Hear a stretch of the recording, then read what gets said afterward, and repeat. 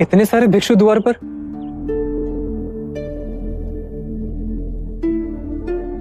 प्रणाम महादेवी।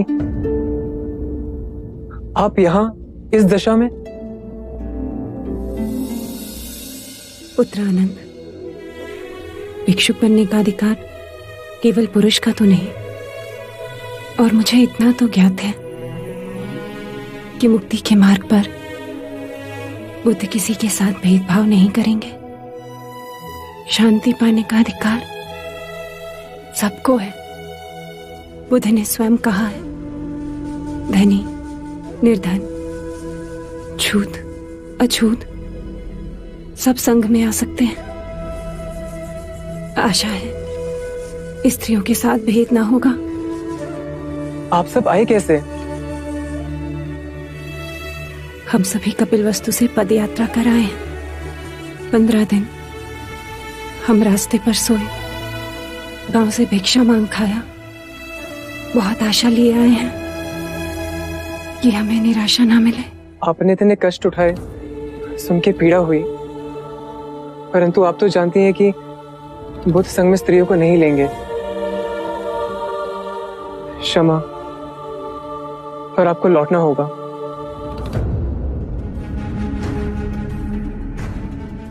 हम बहुत दूर से आए हैं, अब लौटेंगे नहीं। और हमने ये सिद्ध कर दिया कि हम भी भिक्षुक की भांति सब त्याग सकते हैं। हम पर कृपा करो, बुद्ध के पास हमारा निवेदन ले जाओ। हमें हमारे दुख से निवारण केवल इसलिए ना मिलेगा क्योंकि हम स्त्री हैं। हमें भी अधिकार है निर्वाण पाने का। बुद्ध से हमारे लिए विनती करो, हमारे दुख का व्याख्यान करो। जिस बुद्ध के हृदय में सारे संसार के लिए इतनी करुणा है, वो हम पर भी करुणा अवश्य बरसाएंगे। आप यहाँ विश्राम कीजिए, मैं तुरंत बुद्ध के पास जा आपका निवेदन उन्हें देता हूँ। मैं वचन देता हूँ कि जो बन पड़ेगा करूंगा।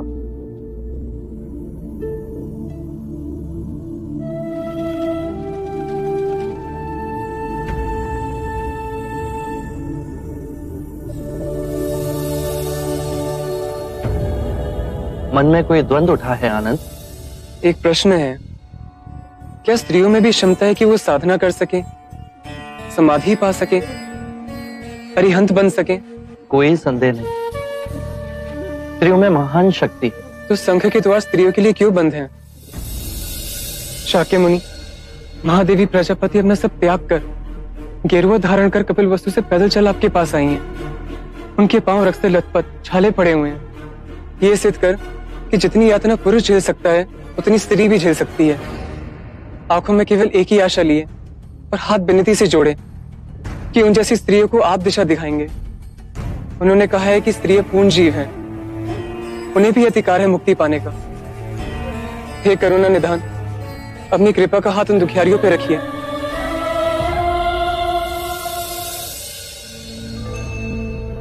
सरिपुत्र, अनिरुद्ध, मोगलाना और महाकश्यप को बुलाइए।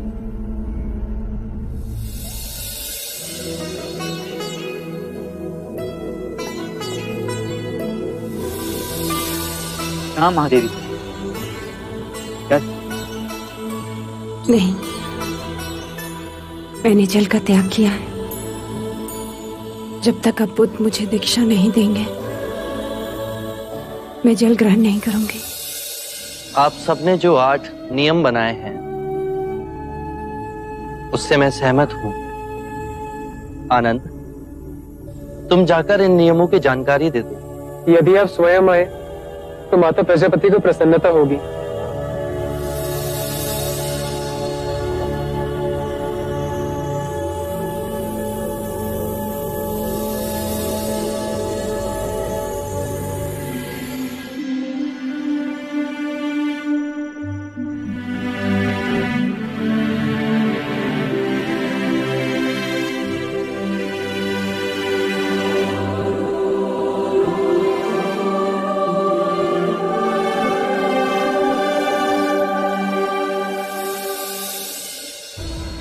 मैंने और मेरे संघ के विचारशील भिक्षुओं ने आपकी विनती स्वीकार कर 8 नियम बनाए।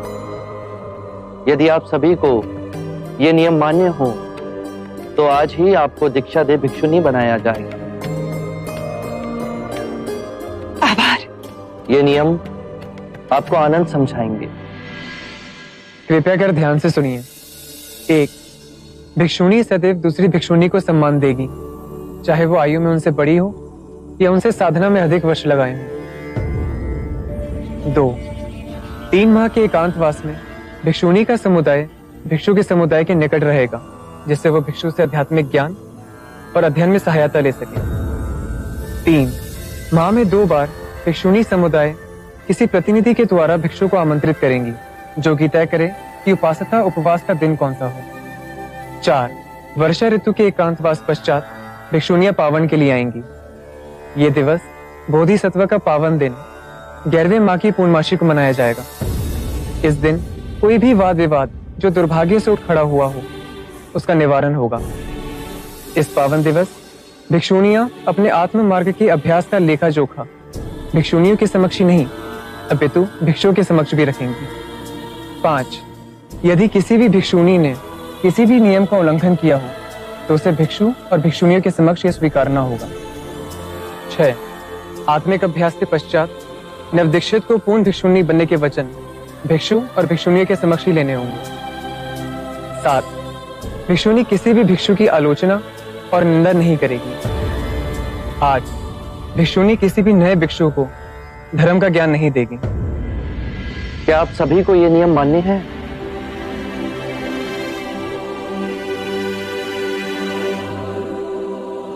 हाँ, हमें ये सारे नियम मान्य हैं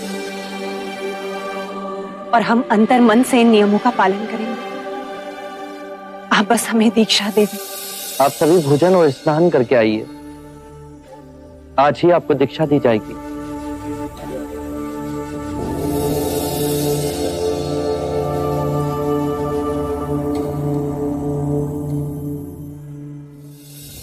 आप सब चिंता ना करें।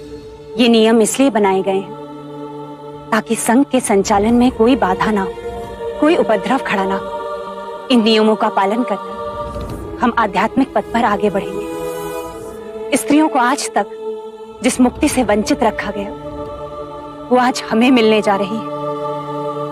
बुद्ध के इस कदम से हम सभी को मोक्ष में पुरुष के बराबर का हिस्सा मिलेगा।